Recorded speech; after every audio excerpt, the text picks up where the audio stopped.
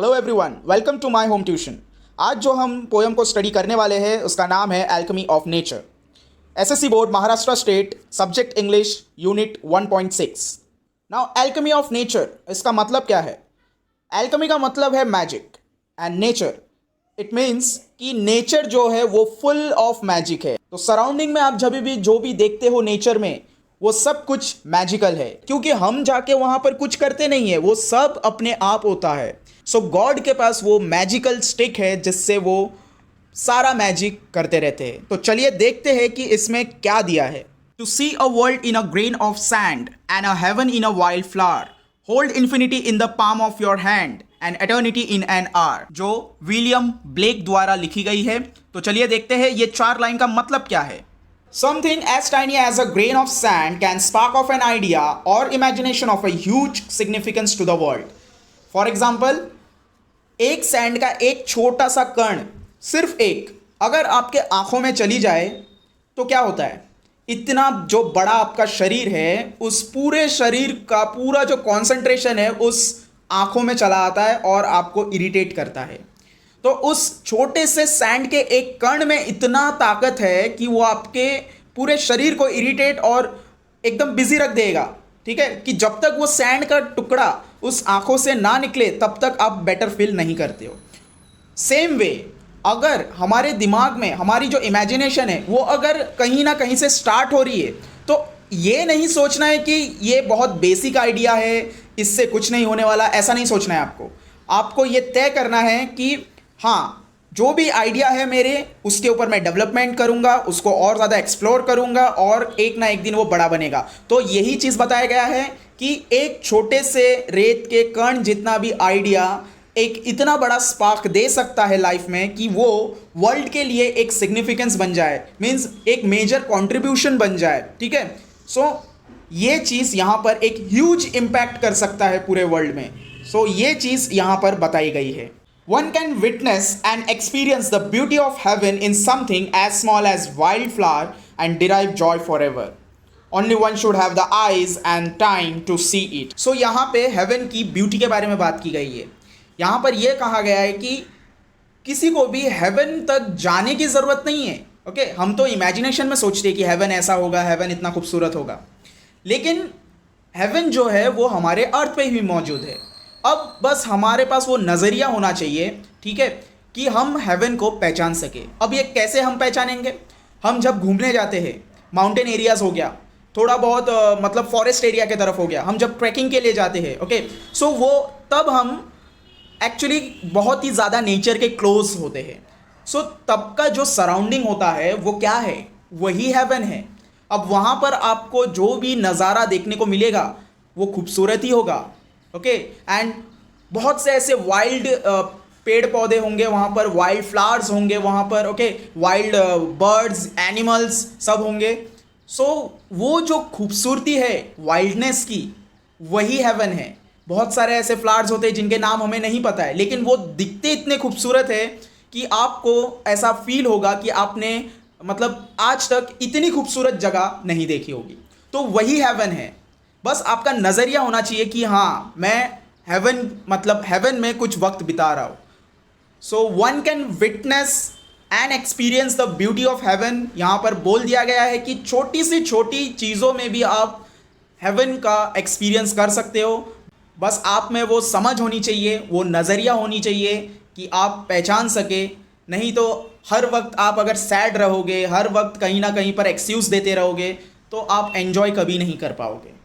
Okay, next, infinity is endless space. Now infinity का मतलब क्या कहा गया है कि स्पेस जो है हमारा, जो हमारा सौरमंडल जिसको हम बोलते हैं हिंदी में, वो जो स्पेस है वो इन्फिनिटी है। इन्फिनिटी का मतलब आप जितना दूर तक जाओगे वो कभी खत्म ही नहीं होगा, इसीलिए उसको इन्फिनिटी बोला गया है। But your palm can hold the destiny of earth through your efforts.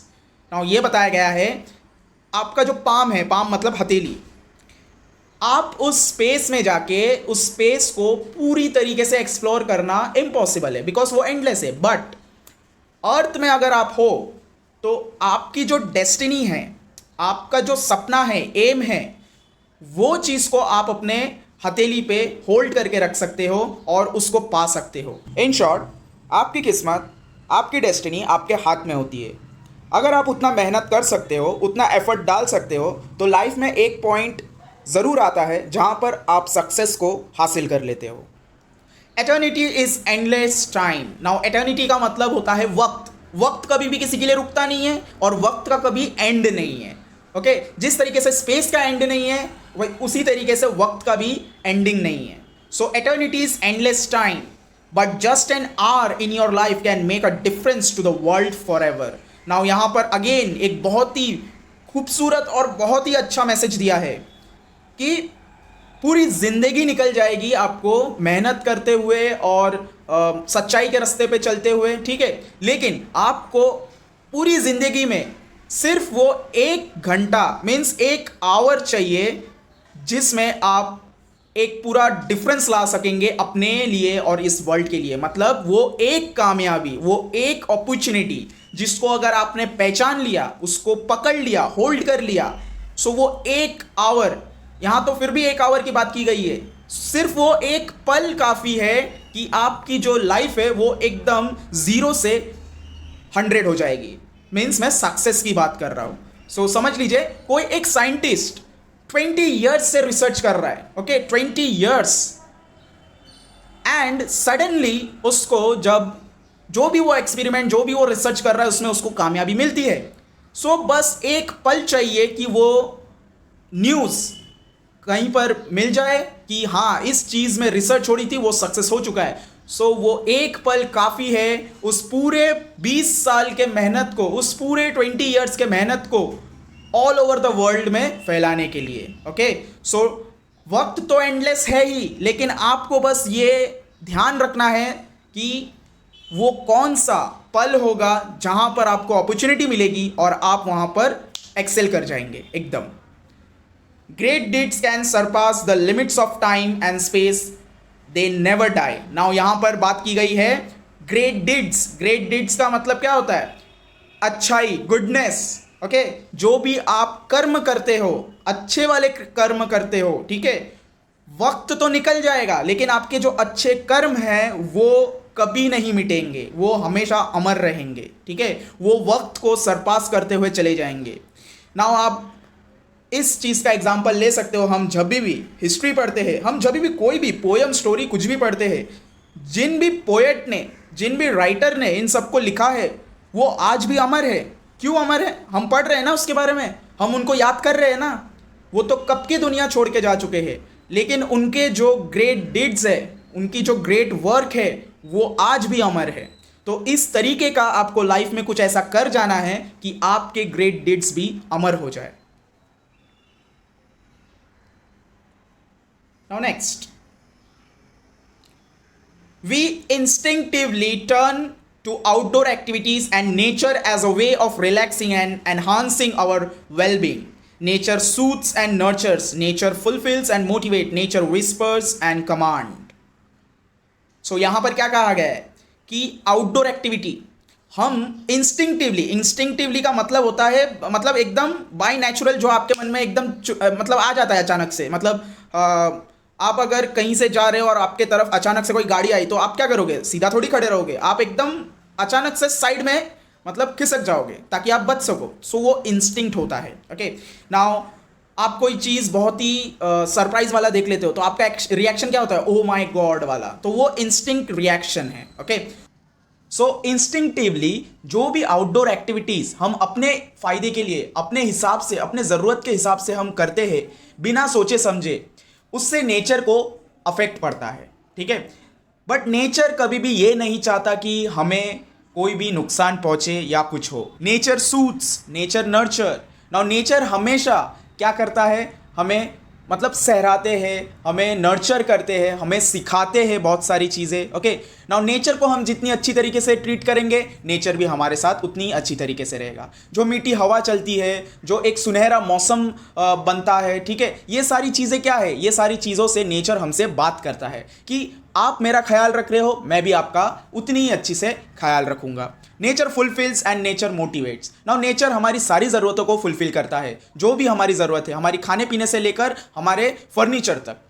Motivates. Nature में बहुत सारे ऐसे चीज़ें हैं जो अनप्रिडिक्टेबल है, जो हम सोच भी नहीं सकते वो होता है, ठीक है।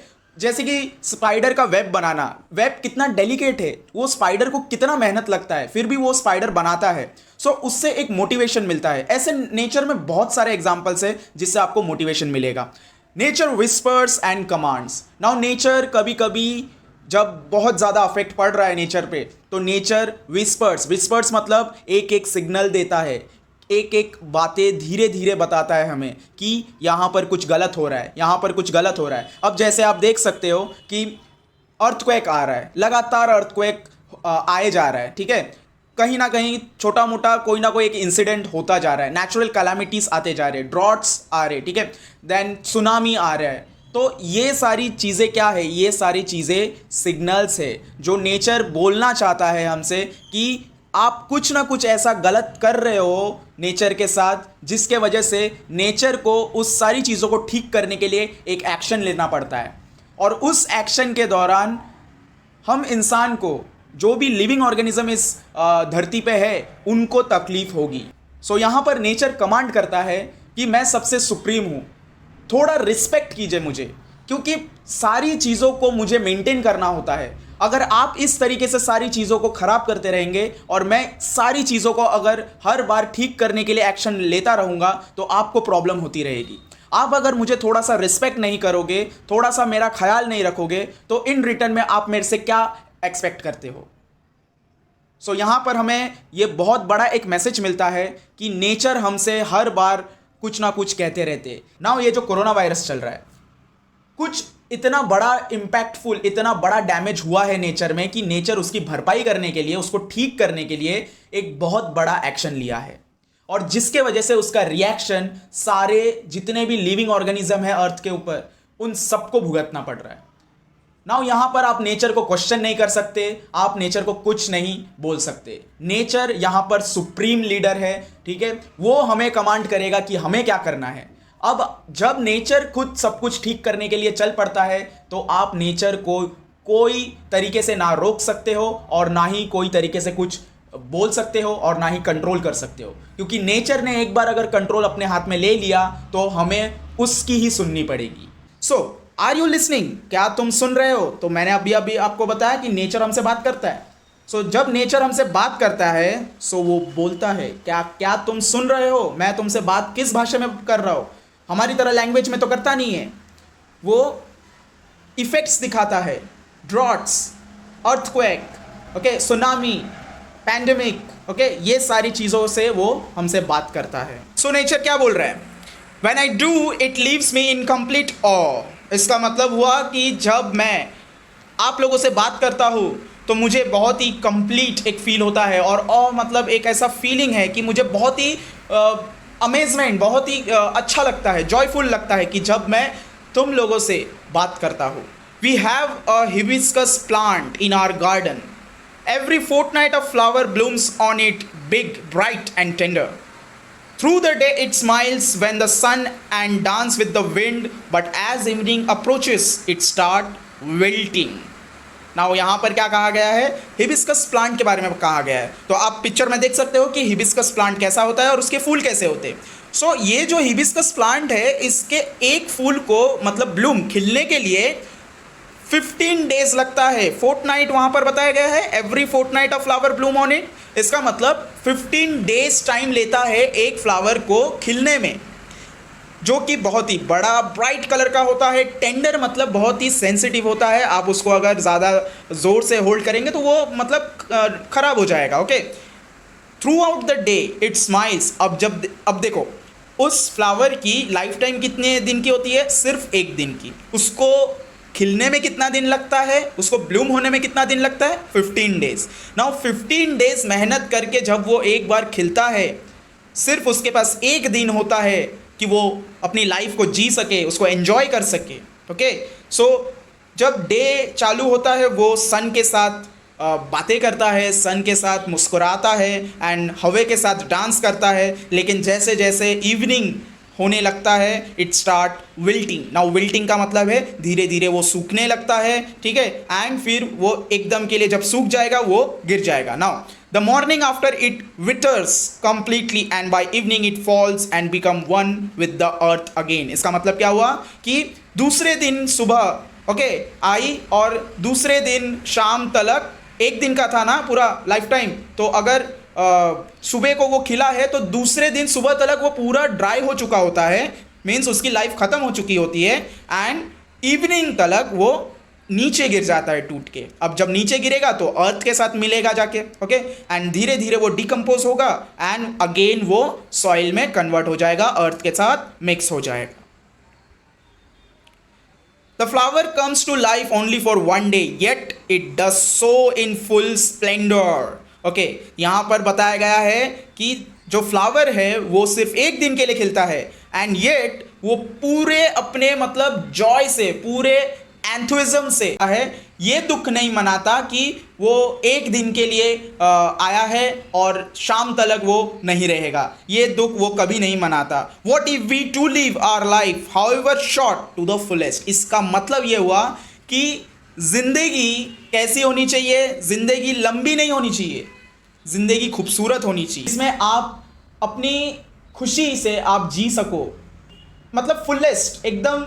जब आपको खुशी का माहौल मिलता है तो आप पूरी खुशी मना लो, जब आपको दुख का माहौल मिलता है तो उसमें भी आप अपनी खुशी को ढूंढो, या फिर उसको भी सेम इमोशन से डील करो ताकि वो जो सैडनेस है वो आपको अफेक्ट ना कर पाए, मतलब एकदम दिल से आप जी ले, वहाँ पर कोई ऐसा रिग्रेट ना हो जाए in the end of the life कि ये ऐसा पल आया था लेकिन मैं तो इस दुख में रह गया था, मैं उसको जी ही नहीं पाया। तो हमें ये नहीं करना है, हमें हिबिस्कस फ्लावर से ये सीख लेनी है कि किस तरीके से हम अपनी ज़िंदगी में हर पल वो खुशी को ढूंढ के खुश रह सकते हैं, बजाय कि हाँ ये हो गया वो हो गया, ठीक है, इसके ऊपर आप दुख मनाते रहे और रिग्रेट करते रहे, और जो खुशी का पल आ भी रहा है आप उसको इग्नोर करते रहे, तो आप ज़िंदगी नहीं जी रहे हो, आप बस क्या कर रहे हो कि जो खुशियाँ है उसको तो इग्नोर कर ही रहे हो, और सिर्फ किसके ऊपर कंसंट्रेट कर रहे हो, सिर्फ सैडनेस के ऊपर कंसंट्रेट कर रहे हो, सिर्फ प्रॉब्लम्स को सॉल्व करने के ऊपर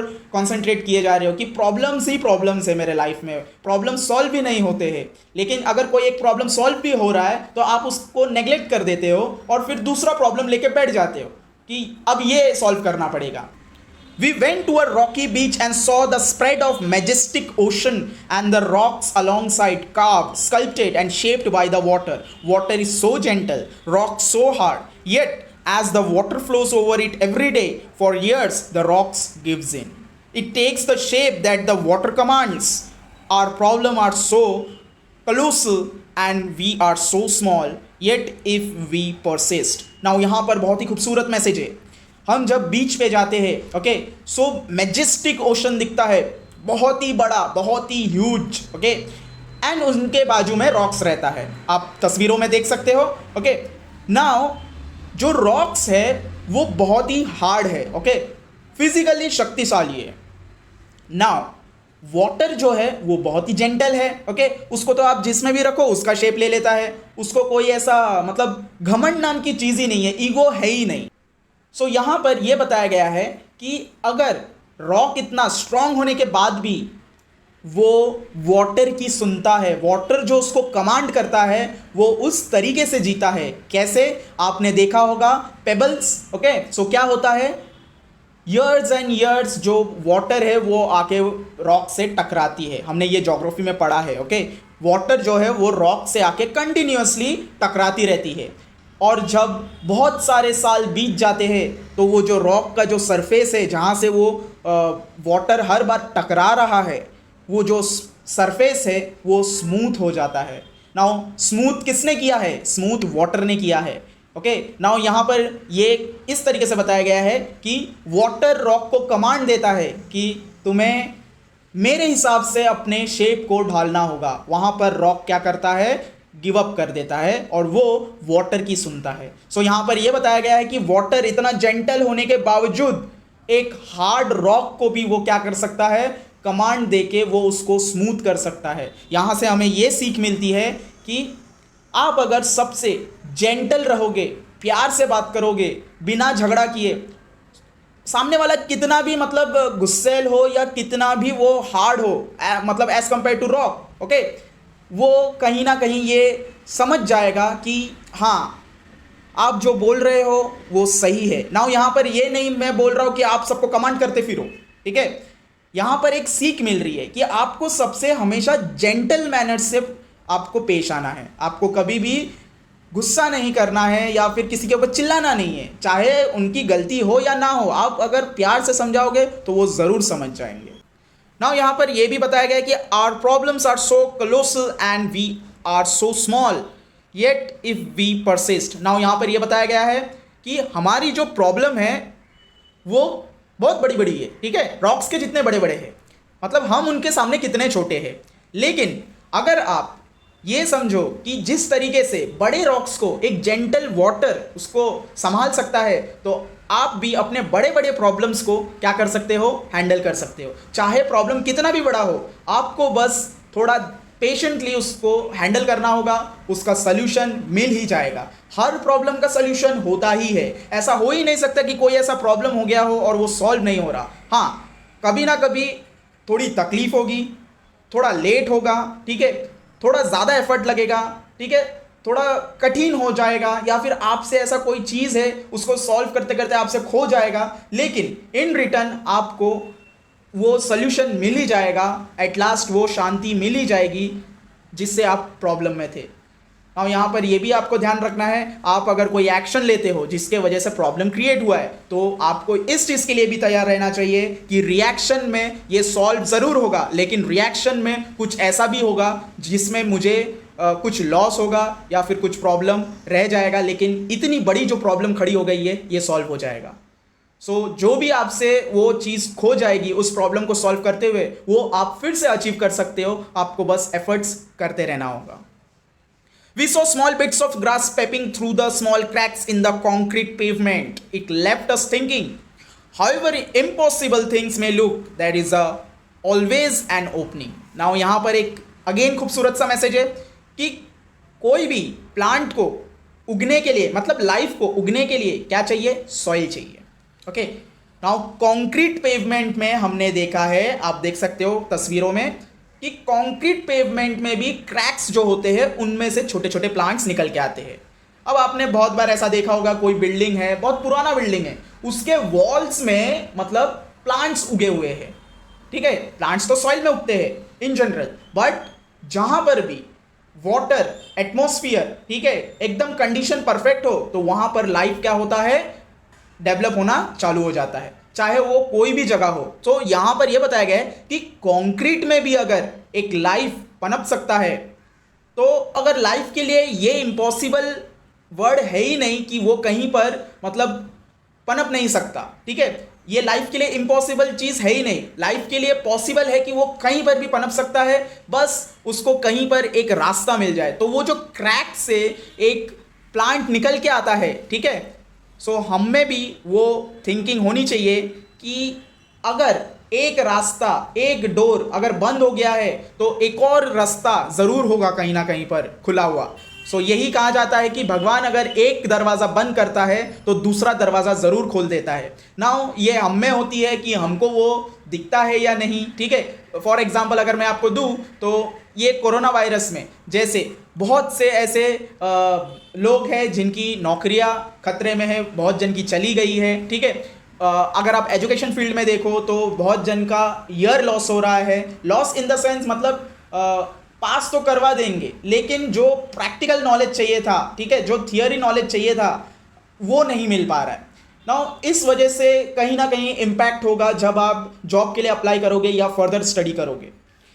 बट यहाँ पर एक रास्ता क्या है जो किसी को नहीं दिख रहा, लेकिन बहुत से ऐसे जन हैं जिन्होंने वो रास्ते को अपना लिया है।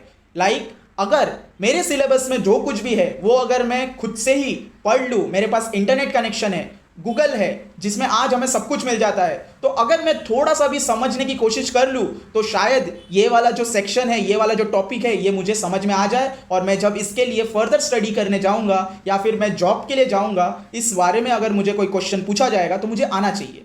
तो ये एक दूसरा रास्ता है जो खुला हुआ है। लेकिन ये नज़र आना चाहिए आपको, आपको वो एफर्ट डालना पड़ेगा, आपको ये सोचना होगा कि हाँ इस तरीके से भी ये पॉसिबल है। ज़रूरी नहीं है कि टीचर आपको ये उंगली पकड़ के दिखाए और आप तभी करो। ये आप में अभी वो समझ होनी चाहिए कि आप खुद से भी कोई चीज़ ऐसा करो कि वो आपके लिए बेनिफिशियल हो, ठीक है। सो यही चीज़ यहाँ पर बताया जाता है कि कोई भी चीज़ लाइफ में इम्पॉसिबल नहीं है, उसको हम पा सकते हैं। There is always a hope, जो बोला गया है कि उम्मीद पे ही दुनिया कायम है। अगर आप उम्मीद छोड़ दोगे कोई भी चीज़ को करना तो आप कुछ नहीं पा सकते। तो उम्मीद हमेशा लगाए रखो और रे ऑफ होप आपको हमेशा मिलता रहेगा, ठीक है। बस आपको वो समझ होनी चाहिए कि आप समझ जाओ हाँ यही वो रास्ता है, इसी को पकड़ के मुझे आगे जाना है, क्योंकि पीछे वाला दरवाज़ा बंद हो चुका है। We saw a tree bearing all leaves in the cold winter months. We thought its chapter was over. But 3 months passed, spring set in, and the tree was back to its green majesty once again, full of leaves, flowers, birds, and life. What if we too had the conviction that, however difficult things are right now, it will not remain so forever. Remember, this too shall pass. Now, यहाँ पर एक और example दिया है कि tree जो होते हैं विंटर के टाइम उनके सारे पत्ते सूख जाते हैं, झड़ जाते हैं, ठीक है। सो हमें ऐसा लगता है कि ये ट्री का मतलब चैप्टर ओवर, ये ट्री मर गया है, इसका मतलब अब कुछ नहीं हो सकता, नए फ्लावर्स नहीं आ रहे, नए लीव्स नहीं आ रहे, ओके। लेकिन जैसे ही वो जो विंटर महीना है, 3 महीने का जो फ्रेज होता है, वो जैसे ही पास्ट हो जाता है, स्प्रिंग मतलब धीरे धीरे अब जो सीजन है वो चेंज होने लगता है। Now full of leaves, flowers वापस उसमें आने लगते हैं, ओके। मीन्स अगेन उसमें लाइफ चालू हो जाता है, एंड जिसके वजह से जो डिफरेंट टाइप्स के बर्ड्स हैं वो भी अट्रैक्ट हो जाते हैं, वो भी आ जाते हैं वहाँ पर, ठीक है। जो भी फ्रूट्स वगैरह उनको पसंद है वो उन ट्रीज से वो पाते हैं या नेस्ट बनाते हैं, तो वो ट्री में पूरा लाइफ सर्कल अगेन चालू हो जाता है। What if we too had the conviction that, मतलब यहाँ पर यह बताया गया है कि कैसा होगा अगर हम भी ऐसे स्ट्रांग बने रहे। मतलब देखो वो ट्री के सारे लीव्स झड़ गए थे, वो ट्री पूरा सूख गया था, लेकिन वो ट्री ने क्या हार माना? नहीं माना, वो स्ट्रांग रहा, वो डटा रहा, वो खड़ा रहा, 3 महीना खड़ा रहा, ठीक है। तब जाके जब स्प्रिंग सीजन आया तब उसके ब्रांचेस में अगेन लीव्स एंड फ्लावर्स आने लगे, अगेन जो बर्ड्स नहीं बैठ रहे थे उनके ब्रांचेस में वो वापस आने लगे। सो अगर हम भी अपने बिलीफ को, कन्विक्शन का मतलब यहाँ पर दिया हुआ है कि स्ट्रॉन्ग फर्म बिलीफ, तो अगर आपको अपने ऊपर भरोसा है, स्ट्रॉन्ग फर्म है कि आप कभी भी ऐसे हार नहीं मानोगे, चाहे सिचुएशन कितना भी डिफिकल्ट हो जाए, आपको ऐसा लगेगा कि ये सब कुछ हाथ से निकलता जा रहा है। मैंने एक और पोयम इसका कवर किया है, रुडयार्ड किपलिंग के द्वारा जो लिखी गई है पोयम इफ, ठीक है। उसमें भी इसके बारे में सेम एक्सप्लेनेशन दिया गया है कि जो भी प्रॉब्लम्स होती है वो हमेशा के लिए कभी नहीं रहती। अभी मैंने ऊपर ही बताया आपको कि प्रॉब्लम्स जो है वो हमेशा के लिए कभी नहीं रहेगी, उसका सोल्यूशन हमेशा होगा। सो बुरा वक्त जो है वो पास हो ही जाएगा एक ना एक टाइम के बाद, ओके। यहाँ पर एक और एग्जांपल मैं देना चाहूँगा कि जो खुशी का वक्त होता है ना, वो जब आता है तो हमको ऐसा लगता है कि बहुत ही शॉर्ट टाइम के लिए वो था, लेकिन ऐसा नहीं है। जो खुशी का वक्त होता है वो जितने भी टाइम के लिए रहता है वो आपको ये ऑफर करता है, ये अपॉर्चुनिटी देता है कि आप अपने लाइफ को जी लीजिए, क्योंकि लाइफ है। खुशी बस आपके घर घूमने आई है, वो जब तक है आप उसको जी लीजिए, ओके। आप उतनी खुशियाँ मना लीजिए, क्योंकि लाइफ है। अब खुशी वापस चली जाएगी तो दुख आ जाएगा ना, दुख आएगा तो आप वही दुखी मिजाज में हो जाएंगे, लेकिन ये नहीं करना है। अगर दुख भी आता है तो आपको क्या करना है, आपको वो चीज़ का सल्यूशन ढूंढना है, और उसमें भी आपको एक खुशी ढूंढनी है कि हाँ ये प्रॉब्लम जो आई है ये किस वजह से आई है, वो वजह ही अगर मैं ठीक कर दूँ तो ये दुख मेरे घर में ज़्यादा दिन नहीं रहेगा, ठीक है। सो इस तरीके से आपको लाइफ को डील करना है। We saw an army of ants launching a fly which was at least 10 times the ant size. The ants organized themselves around the fly, lifted it on the frail feelers and carried it to quite a distance. Their teamwork and perseverance were impressive. What if we too are consistent, organized, focused? Now यहाँ पर एंट का example दिया गया है, चींटियाँ, ठीक है। हमने बहुत बार देखा है कि चींटियाँ जो है कितनी छोटी है, ओके। एक मक्खी अगर मरी हुई पड़ी हुई है तो वो मक्खी को उठाकर वो अपने मतलब घर तक, होल तक लेके जाते हैं। नाउ अगर आप देखोगे तो एक चींटी तो उठा नहीं सकती उस पूरे मक्खी को, क्योंकि वो मक्खी तो उसके वजन के 10 गुना ज़्यादा होता है, कई गुना ज़्यादा होता है एक्चुअली, यहाँ पर 10 टाइम्स बोला है। तो आप समझ लो, आप अगर 60 केजी के हो और 10 गुना मतलब 600 केजी वजन आप उठा सकते हो क्या? नहीं। लेकिन यहाँ पर एंट क्या करते हैं, अपने शरीर से 10 गुना वजन को वो उठाते हैं। लेकिन कैसे? टीम वर्क से। ओके, यहाँ पर बताया गया है कि आप लंजिंग का यहाँ पर मीनिंग दिया हुआ है, पुलिंग विथ ग्रेट डिफिकल्टी, मतलब उस फ्लाई को उठाने में कितनी डिफिकल्टी होती है। बहुत सारे चींटियाज एक साथ मिलके, आई होप आपने सबने ये कभी ना कभी देखा ही होगा। ओके, तो बहुत सारी चींटियां मिलके किस तरीके से उसको उठाती है, at least 10 times the end size. वो पहले अपने आप को ऑर्गेनाइज करती है एंड के मतलब वो फ्लाई के अराउंड में, देन उसको पकड़ते हैं और उसको उठाते हैं। Now lifted it on frail feelers. Now frail feelers का क्या बताया गया है? Weak legs. चींटियाँ इतनी छोटी होती है तो उनके लेग्स को अगर आपने देखा होगा तो वो और ज़्यादा कितने पतले होते हैं, तो वो तो मतलब वीक है ना, फिर भी वो उठाते हैं उस वज़न को, ठीक है, और बहुत दूर तक लेके जाते हैं और फिर रुक जाते हैं। अगर आप बीच में उंगली डालोगे तो वो क्या करेंगे? रुकेंगे नहीं, अपना रास्ता बदल लेंगे, मतलब अपना रास्ता वो खुद बना लेंगे कि अगर ऑब्स्टेकल्स आएगा तो क्या करना है। सो यहाँ पर हमें ये कहा गया है कि कांस्टेंट, यहाँ पर परसेवरेंस का मतलब दिया गया है कि कांस्टेंट एफर्ट। चींटियाँ कभी रुकती नहीं है। मैंने बताया आपको, आप बीच में उंगली डालो वो अपना रास्ता बदल के आगे बढ़ने लगेगी, वो रुकेंगे नहीं। तो वो कांस्टेंट एफर्ट्स करते हैं ताकि ऑब्स्टेकल्स अगर आए भी तो वो कहीं पर रुके ना। तो यहाँ से हमें अगेन ये सीख मिलती है कि हम अगर कांस्टेंट रहे अपने इरादों पे तो हम फोकस कर पाएंगे कोई भी चीज़ में और हमेशा आगे बढ़ते रहेंगे। Spider webs are delicate yet very strong. Now आपने स्पाइडर वेब भी देखा होगा, सिर्फ एक आप उंगली से उसको अगर खींच लोगे तो वो टूट जाएगा। लेकिन बारिश के मौसम में अगर आपने देखा होगा कि स्पाइडर जब अपना वेब बनाता है वो दिखता बहुत डेलिकेट है लेकिन होता बहुत स्ट्रांग है। एक मक्खी, एक क्या 2-3 मक्खी अगर आके उसमें अटक जाए तो वो वेब टूटता नहीं है और उसमें वो स्पाइडर भी चलता है, तो सोचो वो कितना स्ट्रांग है। ओके, नेचर का ये पूरा मैजिक है कि नेचर में जो कुछ भी है वो हम इंसानों के फिजिकल एबिलिटी से मतलब डेलिकेट है लेकिन है बहुत स्ट्रांग। ओके, हम इंसान अगर उसको बिगाड़ना चाहे तो बिगाड़ सकते हैं, इन रिटर्न हमें भी कुछ ना कुछ वो इफेक्ट मिलेगा। ओके, सो यहाँ पर spider webs are delicate. Next दिया है yet very strong. The rainbow colours the entire sky. Rainbow आपने देखा होगा पूरे स्काई को कवर कर लेता है। ओके, पूरे स्काई को कलरफुल बना देता है। कभी कभी oyster takes in a grain of sand they open up with a Perl.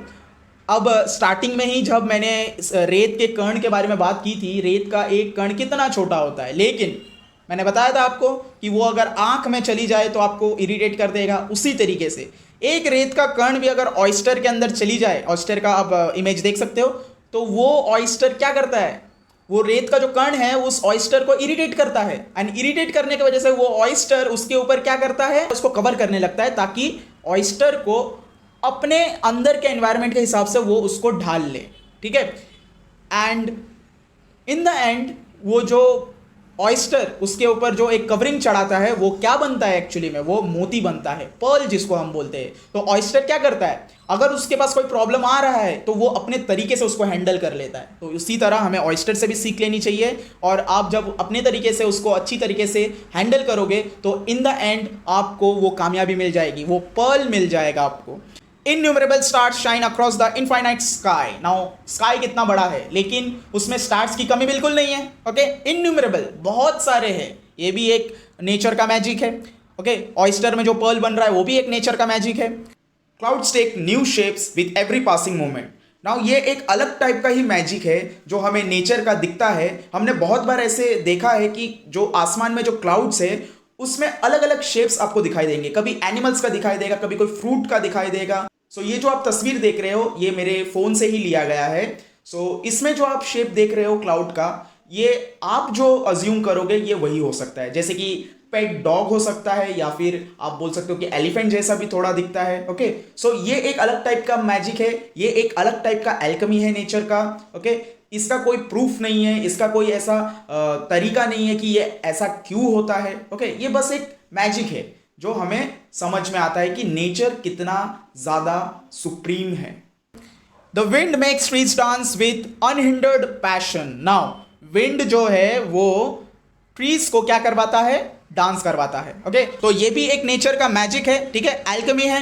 Water without hint of ego changes its form according to the dictates of the sun and the wind. Now देखिए, majestic ocean में कितने सारे water है। Okay, now फिर भी water में वो ego नहीं है क्योंकि वाटर बहुत ही जेंटल है और वो सन के और विंड के मतलब कमांड से, इधर लिखा गया है डिक्टेट्स। डिक्टेट्स का मतलब कि सन जैसा बोलेगा, विंड जैसा बोलेगा, वाटर वैसा करेगा। नाउ यहाँ पर क्या कर रहा है वाटर, सन के हीट से वो इवेपोरेट हो जाता है, ठीक है, अपने आप को चेंज कर लेता है। विंड के वजह से क्या होता है, वो अपना फ्लो चेंज कर लेता है, ठीक है। सो वो इतना बड़ा, इतना मैजेस्टिक लेकिन इतना जेंटल होने के बाद भी वो सन और विंड का बात सुनता है और उसी तरीके से अपने आप को चेंज करता है। सो यहाँ पर एक सीख ये मिलती है कि अगर आपको कोई अच्छी सलाह देता है फॉर योर बेटरमेंट, ठीक है, तो आपको वो सुननी चाहिए। यहाँ पर जो इवेपोरेशन होता है वाटर का, वो वाटर का इवेपोरेशन होकर क्या बनता है, क्लाउड बनता है और वो क्लाउड कहीं पर ट्रैवल करता है और वहाँ पर जाके वो पानी बरसता है। सो यहाँ पर वाटर का क्या हो रहा है, वाटर का ट्रांसपोर्टेशन हो रहा है किसी के अच्छाई के लिए, उस एरिया के अच्छाई के लिए। ओके, एंड वाटर के लिए भी अच्छा ही है। आप सोचो तो ऐसे वाटर को ऐसे घूमने का मौका भी मिल गया कहीं और से, बराबर, वहां से वापस वो फ्लो होके अपने जगह पे वापस आ जाएगा। सो इस तरीके से when we see a caterpillar turning into a butterfly, a flower turn into a fruit, we experience the alchemy of nature, we touch it and become gold ourselves. Now यहाँ पर ये जो सब कुछ हमने देखा, एक कैटरपिलर का बटरफ्लाई में कन्वर्ट होना, एक फ्लावर का फ्रूट में कन्वर्ट होना, हमेशा फ्रूट बनने से पहले फ्लावर आता है। Okay, we experience the alchemy of nature. हम हमारी रोज़ की ज़िंदगी में जो नेचर का जो मैजिक है उसको हम एक्सपीरियंस करते हैं, रोज़ एक्सपीरियंस करते हैं। बहुत से ऐसे नेचर में मिस्टीरियस चीज़ें हैं जो आज तक इंसानों को नहीं समझ में आया है और ना ही समझ में आएगा, आई थिंक, ठीक है। क्यों? क्योंकि वो नेचर का मैजिक है। अगर मैजिक का ट्रिक अगर आपको पता चल जाए तो क्या मैजिक का मज़ा आएगा? कभी नहीं मज़ा आएगा। सो उसी तरीके से नेचर यहाँ पर क्या है, वो सुप्रीम है, सबसे बड़ा, जिससे आप कोई सवाल नहीं कर सकते कि आप ऐसा क्यों कर रहे हो, ठीक है। तो नेचर यहाँ पर सबसे बड़ा है जिसे आप कभी कोई क्वेश्चन नहीं कर सकते, आप उसको कभी कोई कमांड नहीं दे सकते कि आप ऐसा करो, लेकिन आपको नेचर की सुननी होगी और नेचर से आपको लगाव रखना होगा, नेचर के हिसाब से आपको चलना होगा। नेचर के खिलाफ जाओगे तो उसका खामियाजा जो है वो भी भुगतना पड़ेगा। लेकिन अगर नेचर को आप कुछ कंट्रीब्यूट करोगे तो नेचर आपको इन रिटर्न में आपको अच्छी चीज़ें ही देगा। So this is the end of the video. I hope आपको ये पोएम पसंद आया है और बहुत कुछ सीखने को मिला है। बहुत ही इंटरेस्टिंग पोएम था ये। सो मिलते हैं नेक्स्ट वीडियो में, तब तक सेफ रहिए, घर पे रहिए। Thank you so much.